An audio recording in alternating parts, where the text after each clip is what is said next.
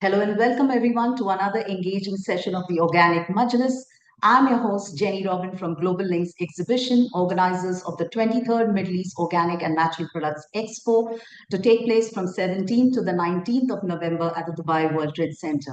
If you're new to us, the Organic Majlis is the leading online hub in the Middle East for exporters and importers for all things organic and natural and bio-based products. We unite thought leaders, innovators, key stakeholders driving the organic movement across the region and globally for the last 22 years. Today's session focuses on an exciting and a fast evolving topic, the future of organic, clean, and halal beauty in the GCC. The GCC beauty market is undergoing a remarkable transformation. The Middle East, especially the UAE, is one of the fastest growing markets for beauty and personal care products, projected to hit $60 billion by the year end. There's a growing demand for organic, halal, and eco friendly products, especially among younger consumers who prioritize ethical sourcing and environmental impact, opening massive opportunities for niche and sustainable brands. With a robust retail infrastructure, the region is becoming a hub for innovative, safe, and culturally aligned beauty solutions. In today's masterclass, we are honored to be joined by leading importers, distributors, and e commerce experts who will share their insights on evolving consumer trends, regulatory challenges, and the future outlook of clean beauty in the region. Without further ado, I would like to introduce you to our first panelist, Mr. Mohammed Shakil Rahman, a veteran of the beauty and fragrance industry with over 30 years of experience. He's been instrumental in launching renowned brands such as Jizza, Atij, and Tadam. Currently, he leads the private label and beauty and fragrance division at the sixthstreet.com, part of the Apparel Group, focusing on product innovation, e-commerce strategy, and celebrity-led beauty brands across the GCC. Welcome, Mohammed. Our second Thank panelist you so is much, Jenny. Thank you, Mohammed. Our second panelist is Mukta Tirwani, who is the co-founder and panel and chief executive officer of the MissPalatable.com, a venture she established in 2017. MissPalatable.com specializes in providing conscious, cruelty-free, and innovative beauty brands designed for sensitive skin. The company has been recognized in publications like El Arabia, Cosmo Middle East, Entrepreneur Magazine, Goodness Middle East, The National, Khalij Times, and Friday Magazine. Welcome, Mukta. Hi, nice to be here. Great. So, we have been joined live by many beauty and cosmetic sector exporters from world over, and our team has started to collate all their ongoing queries to make this webinar session as informative as possible. That brings us to one of the top questions. And quite naturally, some of our exporters are intrigued to know what are the top trends currently driving the organic and clean beauty movement in the GCC. Here, I would like to invite Mohammed to answer the question first. So, good afternoon to all, and thanks, Jenny, for inviting us on this, I would say, a very hot forum. Uh, Clean and organic beauty. I perceive it from this way that the Middle is going to drive the clean and organic beauty, the whole concept, because the region has a sizable millennials and Gen Zs and youngsters who widely travel deep pockets, I would say, because I would say clean and organic is still in the niche. Niche is still considered to be a niche segment, but it wouldn't be a niche for a very long period of time with the kind of, I would say acceleration and growth in this segment, especially in the Saudi and UAE market, one of the region's biggest market. In fact, even with the Saudi 2030 vision, it aligns with that also to be more on a sustainable side and, clean side of the industries and businesses. UAE, as you and me we both know, is driving this, very fast with all kinds of innovation, and they want to be at the forefront in the region. So I still feel that the region is very positive towards it. It has already adapted it. We already have a panelist here whose products are very clean and organic and doing very well. And there are many other brands which has been doing very well. We even at our own sixthstreet.com has been adapting clean and organic products, extensively in our beauty portfolio. Even in the fragrance domain, we have been going more for, clean, I would say, products. Organic still is a strict, I would say the region still follows since a long time with oud and rose and everything. They're all, organic. So, but clean is something which is new, and the region is adapting it very well. Great, great. Thank you so much, Mohammed. Mukta, would you like to expand on that? Yeah, I definitely agree with what Shakil said. Like it is true, we are at a bit of, we are in a very interesting forefront in the GCC. You have the UAE, which is really pushing the whole sustainability agenda with the UN goals and everything. At the same time, you're seeing a lot of consumer awareness that is growing. I mean, it's growing globally when it comes down to even simple things as ingredients. Customers are a lot more aware and are looking at ingredients. Okay, what ingredients are in these products, etc. The younger generation, the Gen Zs, they've got this whole clean girl trend that's blowing up right now on TikTok, on social media. Brands like Glossier, Rhode are pumping out this whole concept of minimalism as well, which all coincides with the idea of pulling in beauty in terms of skincare and makeup from a very minimalist format. And that also includes in terms of formulations. They're looking for things that are a lot more cleaner for their skin. And yeah, so we're definitely, I think I definitely feel like we're at the beginning of a growth spectrum. We're still in the very, very early nascent stages of growth within this niche. And it's just and I definitely think in the years to come, it's gonna become not so niche and really more mainstream. Absolutely. So both of you mentioned some key trends that indicate a dynamic shift in the GCC market.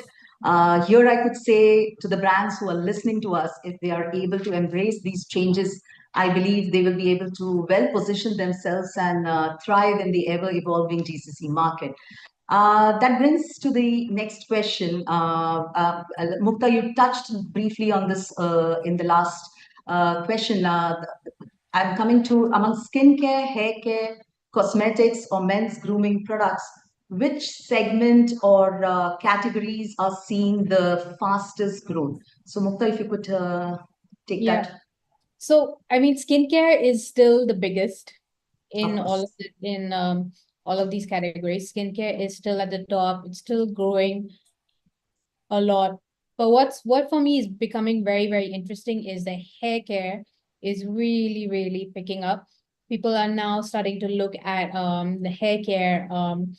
We've I think for many, they've grown up or used your traditional Head and Shoulders and your P&G brands. But now what's happening is with issues like skin, like hair fall or dandruff and scalp problems, people are now starting to look at it and be like, okay, we're taking care of our skin, but why aren't we taking that same level of care with our hair? Because at the end of the day, the scalp is also part of skin. And that's really where you're starting to see a lot of interesting innovation and a lot of new brands that have come up. Even if you look at acquisitions as well recently, many of them have also been hair care brands. And I think this is a very, very interesting segment that's becoming bigger. Mhm. Mohammed, would you like to add something to this? Uh, yes, I think I very much agree with Mukta that, of course, skincare is the leading, you know, segment in this area and everywhere across the region. It's not only whether UAE or Saudi, skincare is leading in everywhere in all the markets as the leading, fastest growing segment. One segment among the skincare which is growing and which is very interesting for us is the men grooming segment where skincare for men, acne treatment, anti-aging creams, and people are going more for the gone are the days of the heavy makeups and the Yes. heavy do and even for men they're going for minimalist and the ladies are going for a minimalist kind of fashion where this skincare is more clean beauty, trying to understand basically what's in my product. That's a question which is coming quite often now in this region. Mhm. And this is driving the market, like crazy. I mean, we see in our data also that skincare is way ahead. And yes, the second segment, which is really important, which is really coming up very fast, is the hair care. And even today I had somebody talking to me about something, and the person was trying to use a hair care product, and the first question was, will it damage my scalp, or will have to have a something negative, with my colored hairs. So Mhm. the consciousness level is going very fast.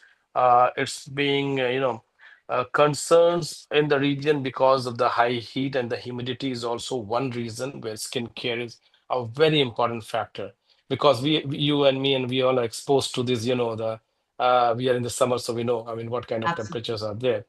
So everybody wants to have something with a suntan with a very good SPF and things like that. But at the same time, back in the home, the skin care routine is taking a much longer time than what people actually used to take for the makeup routine. So yeah, Mhm. I mean, skincare and hair care, I think, are the two fastest growing segments in this region. Great, great. And thanks for adding up, talking about the men's grooming industry is also booming, as you mentioned. So, this is a fascinating trend, I would say, and a remarkable shift in consumer behavior. And this will only help our exporters, especially nascent beauty brands, to plan their product range as per the region's demand. So, we have been receiving a lot of questions from our audiences, and one of the key questions that is popping up is, what should international beauty brands know about halal, organic, clean certification requirements in the region? So, Mukta, would you like to go first on this? Okay, so in terms of clean certification, I don't, clean standards are really not there worldwide yet. In terms of standards and certifications, we're really looking at like vegan, Cosmos, eco-certified, sustainability, PETA for cruelty-free. And these these certificates actually really do matter, and it matters especially within the clean beauty space because, like I said, there is no standardization when it comes down to clean. So in terms of being taken a lot more seriously as a brand, and when people recognize on the packaging the eco cert or the Cosmos or the vegan stamp certification on the products, there is more of a willingness to try and buy these products and brands. And it also helps, especially if you have these certifications within the registration process as well, because we do need to upload these certifications within that process. But for sure, definitely, if brands are certified or have the ability to certify, because I do understand it is very expensive to get that certification, it does really matter, especially in this region. Mohammed, would you like to add something to this?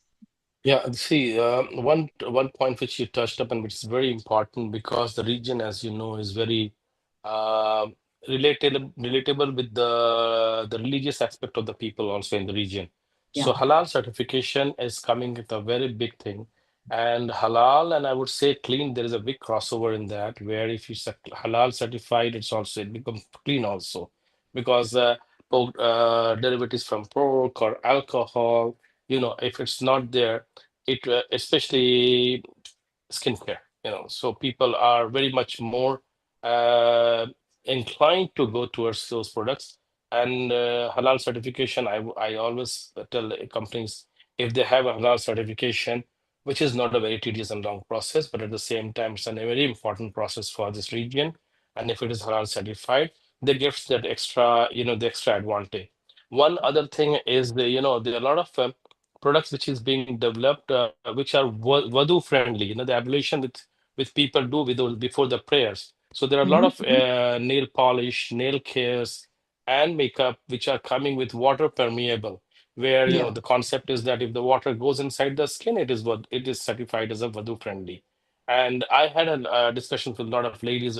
I keep on meeting a lot of influencers who actually want me to bring up products which are very Vadu friendly also. especially in months like Ramadan and all, where women do not want to put on makeup because they would not be able to do their wudus. So both these things, I would say, go hand in hand. And the other thing, which are any producer, manufacturer, distributor is looking to enter this region, if they have minerals free and parabens free, silicon free, that makes a huge difference, huge difference, because people's awareness and the consumer awareness has been very high these days now. And if they see that it's silicon free or parabens free or mineral free, they go for it. So halal certified, as Mukta was saying, PETA and organic, certifications go a long way. Of course, I mean, every certification takes you that extra mileage in terms of customer acquisition, but at the Yeah. same time the cost factor goes up. I mean, that's very much, I mean, that goes hand in hand actually. Thank you. That was quite insightful. There's a slight overlap and a similar question, but could you highlight some of the biggest regulatory hurdles for beauty brands looking to enter GCC market, especially the UAE and Saudi Arabia? Mohammed, if you would like to go first on this. Also, the hurdles are huge, but Yeah. nothing is impossible in this region. The biggest is, as you know, the Montaji certifications and the and the Ministry of Health and Prevention certification in the UAE, and the Saudi has their own certification, and the SFDA from Saudi Arabia, and if somebody has the EcoCert and Cosmos certification, these Yes. these all are becoming mandatory. And believe me, the UAE and Saudi are becoming every day more stricter and more compliant to the certification. Kuwait is following on the similar patterns. I think very soon Qatar and Oman, they all will follow the same. So because the region is governed by usually the same kinds of the rules. So Yes. I would say, yeah, Montaji and Mohab certification for the UAE, and Cosmos and EcoCert certifications in Saudi, registration on the Saudi site for their clearances. These certifications takes a lot of time. So any company who is planning to come in this region needs to take a gestation period of 3 to 6 months Yeah. before entering this region. So that will help them. And of course, Saudi, they also have the rule of having a local distributor where, you need to have a local person Mhm. who has all the certification, or who, I mean, it's always safer to have somebody who already has the certificates, so that, the onboarding of a new brand or new entrant can be done much easier. But I would say everything, I mean, the best part in this region is that if you have everything with you, if you are compiling with all the documentations, the certifications becomes very easy. So, I Absolutely. mean, I always appreciate this region that we don't have any hanky-panky rules. We have a straight rule.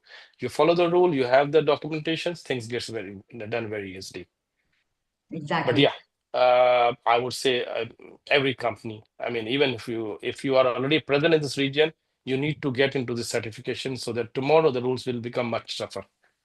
Yeah, yeah. So right now is the right time to enter the market, I would say, because there's no organic standardization as yet. But as you all mentioned, it's coming soon. So to all our audiences who are looking to enter the GCC market before the rules get stringent, you all should look at entering.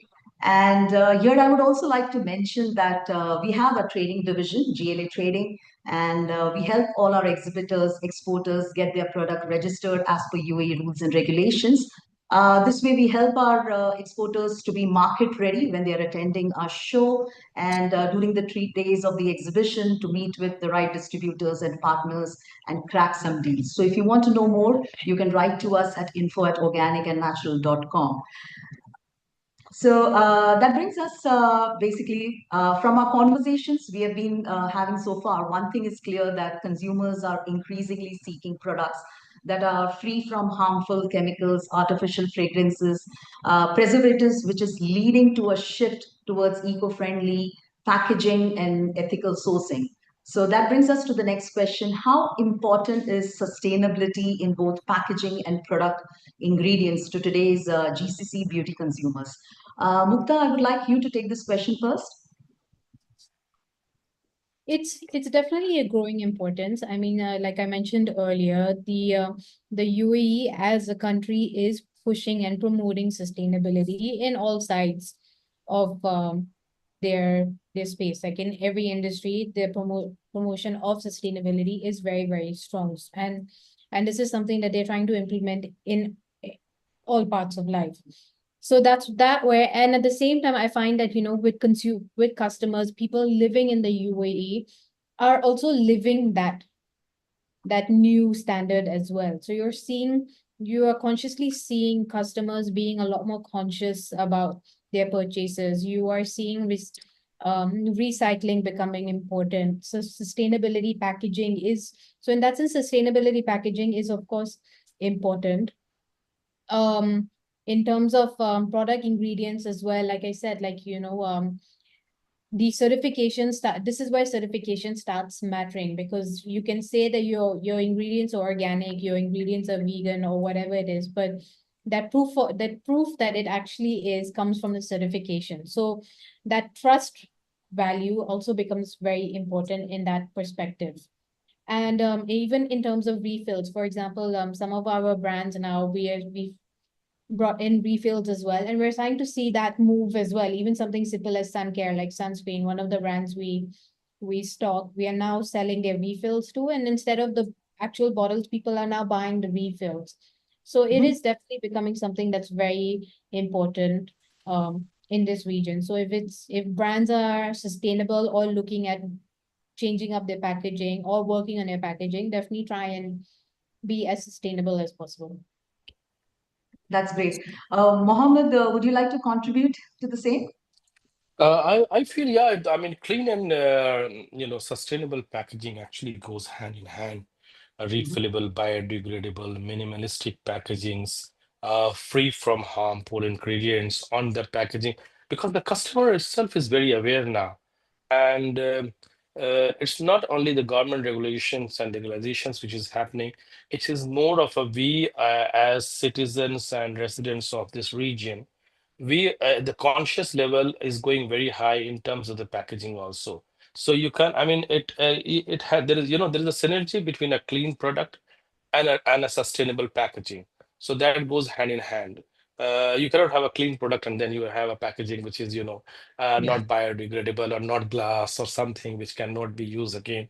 So recyclable packaging, and as Mukta was mentioning, yes, refillable is a big thing now. People don't want, even for perfumes, I'm getting now queries that they want to have refillable bottles, because people Oh, say, okay, come on, why do we need to keep on getting more and more glass bottles, even though glass is recyclable. So the awareness level is going very high. And I see this when I travel, especially to Riyadh or to Jeddah in Saudi Arabia also. Dubai, mhm. of course, is very much, aware about sustainability, but even to Jeddah and Riyadh, they are very aware about this thing. And companies, of course, again, the same message goes that if companies are planning to do a cleaner organic product, there has to be an investment done in terms of sustainable packaging also. Great, great. Indeed, a remarkable shift in consumer behavior, and well in time where, globally we are trying to look at, keeping the environment as safe as possible for the future generations. So, platforms such as TikTok and Instagram have become powerful marketing tools where influencers promote various grooming, skincare, makeup products to millions of their followers. So my next question is, how do influencers and social media platform influence beauty trends and boost sales in the GCC? I would like Mohammed to go first on this. You have led many celebrity brand launches in the region. So what's your take on this, Mohammed? So, like, I have been now hooked to a celebrity and influencer endorsement since the Hmm. last, I would say, 8, 9 years, Wow. because what I have seen is now that the conventional marketing is past. The synergy, what I saw, why the influencer or influence celebrity or an influencer is very famous in this region is because they connect the dots. Mhm. Their contents are more which which people would like to understand and hear. They are not filled with too many technical jargons.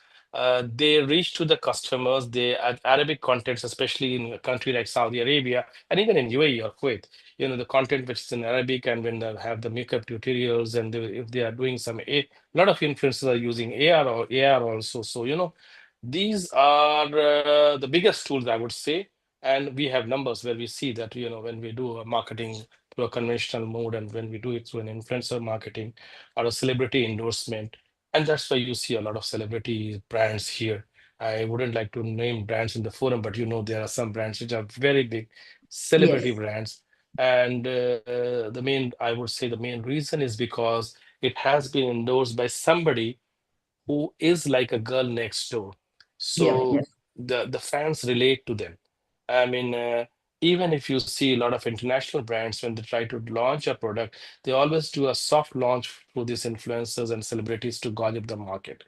And yeah, I was speaking to a celebrity, and she was told me something very interesting, that the Korean makeup doesn't work well in this region, but skincare works very well, Mm-hmm. because the Korean concept of a glass skin doesn't bode well with the makeup routine in the regime in this region. So Mm-hmm. now there the celebrity plays a very big role, because then she talks about why she is not doing a Korean makeup, and why she is doing from, let's say, an XYZ brand from Italy or Mm-hmm. Spain, because Mm-hmm. that's more minimalistic and what is required for this region. So earlier, if you would have seen, 5 years back, I mean, it was a heavy makeup kind of concept and things which is going back. So Mm-hmm. yeah, to sum up, I would say they are one of the biggest mode of influence. And also they use their TikTok shop in Saudi Arabia, which is now coming up very fast. Mm-hmm. Snapchat and in Snapchat and TikTok in UAE, and Instagram and Snapchat in Kuwait. I would say they're the best mediums to promote especially for a new entrant in the market who Mm-hmm. want to bring home their, I would say, the add-ons or their special features in the product. I would say go for a conventional marketing, but you should always go with an influencer endorsement also, so that at least the point is brought home very fast. Mm-hmm.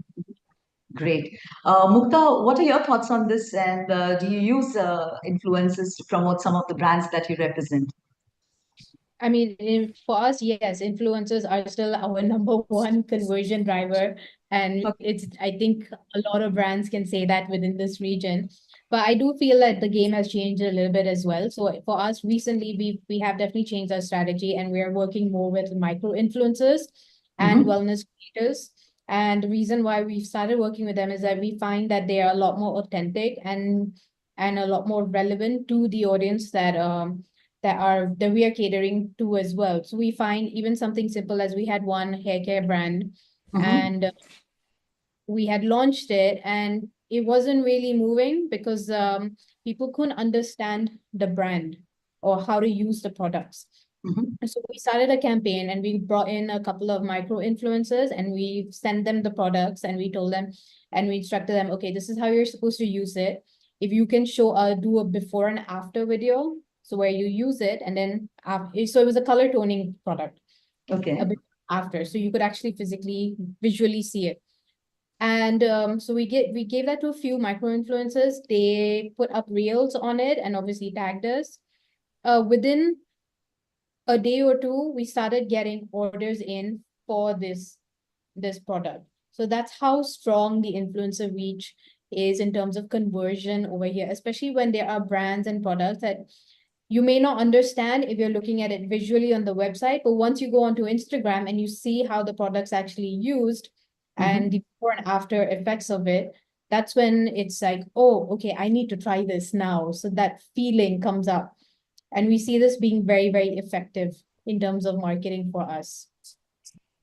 Great. So I think even Mohammed mentioned that, influencers do have an important role to play because people connect to them. These followers are seeing their content on a regular basis, and knowingly, unknowingly, they have an influence. And like you said just now, if they show before how to use the product and what are the after results, these are like live, testimonials about the product, which a consumer like us will relate to and get inspired to probably buy the product for personal use. I believe the next question, what is coming through, is a very important question, and our listeners will really benefit with your insights. How do major distributors, e-commerce sites, and beauty service providers source personal care products? And what criteria influence their brand choices? So I would like Mohammed to go first on this. So this is not an easy question. This is a very difficult question, Yeah, actually. it's too many questions in. Um, yeah. See, since we at Apparel actually we work with a lot of distributors and a lot of principals, having Yes. almost 85 brands, and at the same time, Mhm. distributing a lot of brands also. Uh, One thing for sure, what we do, of course, I mean, then there's a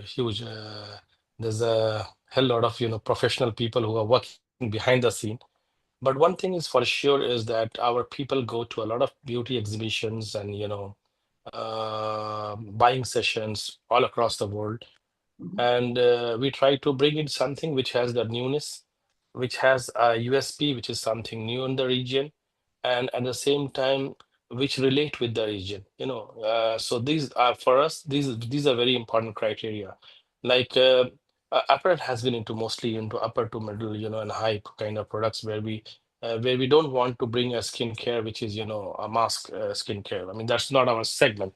I'm just Yes. talking about us. I mean, it Yes. doesn't mean that the region doesn't cater to, because for us, maybe almost around, I would say 80% of our customers are the local Arabs and, the high-end expatriates, high net expatriates who use the products. So skincare, people are very conscious about the quality of the skincare. And that's Yes. why we always try to focus on brands which are either not in the region or brands which have something unique proposition with them, which when we bring it to the region, it helps out. The second thing is the performance across the globe of the brand. That also makes a huge difference for us, especially in the North American market, where Mhm. a lot of things, a lot of brands which we have seen has been successful in the North American markets has been successful in the GCC market also. So that's also a criteria. At the same time, like we brought Forest Essentials here in this region Mhm. because they had something different to the Ayurveda kind of thing, Yes. holistic approach towards beauty. So, in a nutshell, I would say there's a lot of criterions which comes, but yeah, there has to be a clarity on who is your customer, Yeah. what is the customer need, and is there some? It cannot be just a Me Too product. There are hundreds of brands which keeps on connecting with us, but unfortunately, we are not able to bring those brands because already there are 10 of these brands already available in the region. So the customer doesn't get something additional benefit out of it. So for us, it's very clear. But I can only talk on behalf of our company. In Yeah. general, I would say exhibitions and buying sessions are the best places to see and check a brand. Of course, I mean that follows the factory visits and things like that, the brand history of the brand and everything. But the best works. I mean, we were in Turkey just 2 weeks back, and there was an exhibition there, Yes. and we saw fantastic brands there, and we were Mhm. really interested in some of the brands because they were not available in the region. Mhm. So that makes a huge difference when you have something very near. I mean, Turkey is like next door to us, but not here. So why don't we bring the brand? So that's the thought process. Okay, okay, that's great, Mohammed. Thank you. And Mukta, what is your criteria to source products that you represent? So we actually have a very stringent curation process within Miss Palatable. And the reason behind this is that our customers trust us with a certain level of performance and quality as well. So there's a certain expectation that comes with buying of our store. So that's where we have a curation process. We obviously number one is make sure you have your paperwork, because if you don't have your paperwork, then it gets very, very difficult to Finance. register the brand over here. So that's one. The second one would be we like to get into the heads of the brand. Why exactly does this brand exist? Why are you? And that's really where we start to understand the brand a bit better in terms of what is it that they are bringing to the table, what's unique about their brand in terms of product innovation, formulation, branding, or whatever is what makes them stick. And of course, we look at the products themselves. We actually have a 30-day policy where we will try the products in house for 30 days. And it's not just me, it's my whole team. My whole team will try and test out all of the products, and we sit down and we discuss what we thought about the products, because we do understand that every person has different skin tones, skin types. So for something that may not work for me, it could also work for someone else. And it Yes. could just be a matter of skin type. And that's where performance comes into play, and that's how we're able to gauge performance. Because if everyone tries the products, and everyone votes that not really our cup of tea, then we're not going to onboard you. Okay. So we are actually very, very strict in that sense. And we also try and not bring in too many brands and products that are very similar, because Mhm. we're very conscious of avoiding some form of cannibalism between brands Yeah, in that sense. And so that way we're very, very curated. And yeah, and of course, because we are clean and we're niche, you have to be a brand that is clean or conscious in that sense. I mean, if you're not clean or conscious, then we will not onboard you for sure. great, great. Thank you so much. So, just so that our exporters are a little bit aware of basic documentation, because the systems, rules, and regulations here in UAE is pretty seamless. You need to have detailed documents, which includes product formulation, safety data information, evidence efficacy. The product labels, of course, this is an Arabic-speaking region, so it has to be the product labels have to be bilingual, featuring both Arabic and English. Essential information such as your product name, ingredient list, usage instructions, warnings, and expiration dates must be clearly displayed. And Mohammed very nicely mentioned in one of the questions earlier that halal certification, if a company, if an exporter can have from their home country, it would always provide a competitive advantage in UAE and GCC market, as many consumers in this part of the world prefer that. So that brings us to the next question, where we would like to know what would be your tips that you would be wanting to give to emerging beauty brands to successfully partner with top GCC retailers. Probably Mohammed, you could go first on this as well. Uh, I would say one very important point which Mukta had mentioned Mm-hmm. uh, is, I think, paramount for emerging brands, independent brands, indie brands to come into the region is get your paperwork straight. So they Absolutely. need to, that's, because we face this challenge a lot of time, and the brand is very good, but end of the day, they don't have the GMP certificates or the free sale certificates, or the True. MSDS allergen reports are not in proper form. They, for fragrances, they are not IFRA compliant. So get your paperwork done, the right way. That's the, because if you are approaching prestigious and renowned retailers in the region, that's the first thing. Second thing, as I told you, clean and organic is going to stay in this region. It is going to go big. So Mm. why don't you go for that? I mean, rather than coming with the conventional mode of, especially in beauty and cosmetics, come Yes. with clean and organic, where a lot of big retailers are trying to get on board new brands. So now what I'm telling is very important. I mean, even for us, we are trying to get on new brands, but that will be a very big important criterion for us if the Mm-hmm. brand is into clean and organic products. Mm-hmm. So yeah, that is also very important.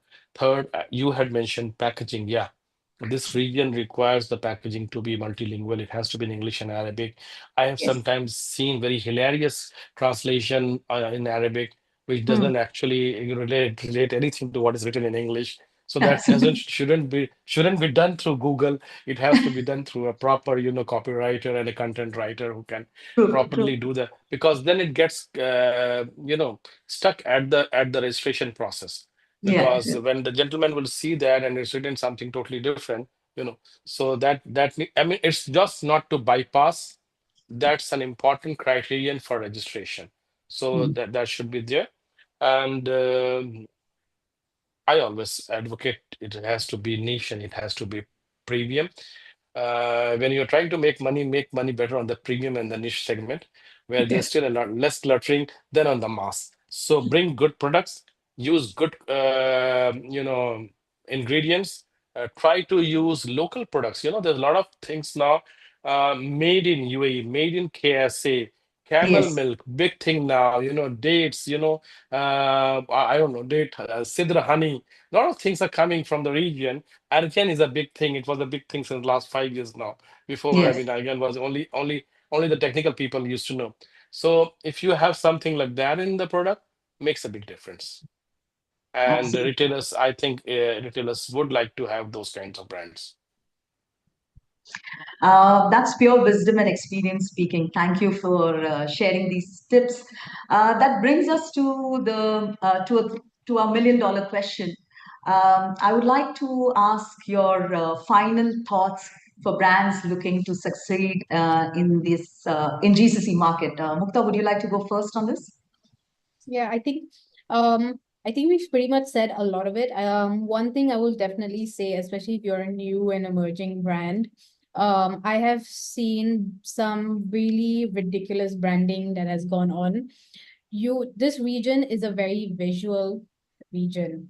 So in terms of marketing, socials, everything, if you are a brand and you're reaching out to retailers, distributors, but your branding is not cohesive, it is not going to go down really well for you. So you have to have extremely cohesive branding, visual content. So if a distributor or brand or a retailer asks you for images, for example, high quality images is so important. Yes.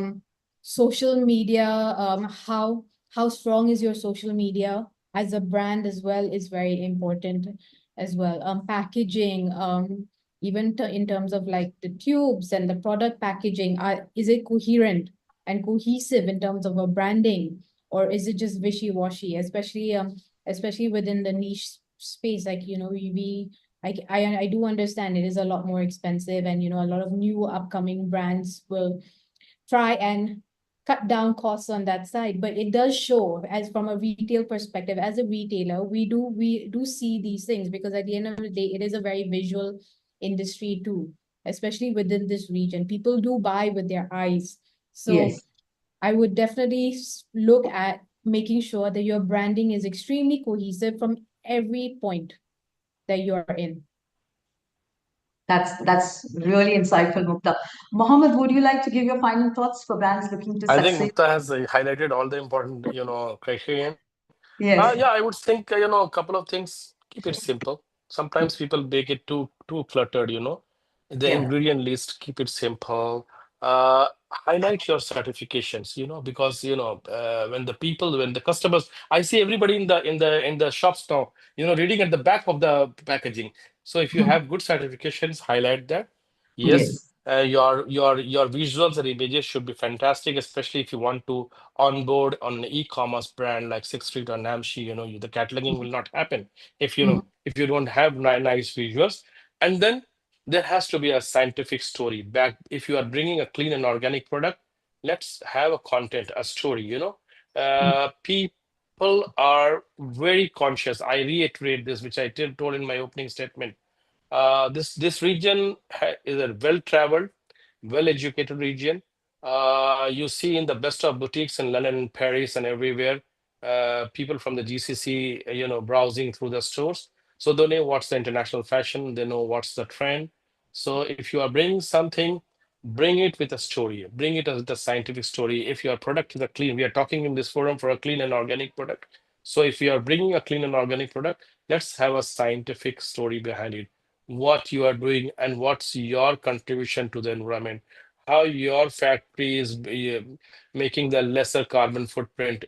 These things actually matter these days. So that will always give you an edge than the other one.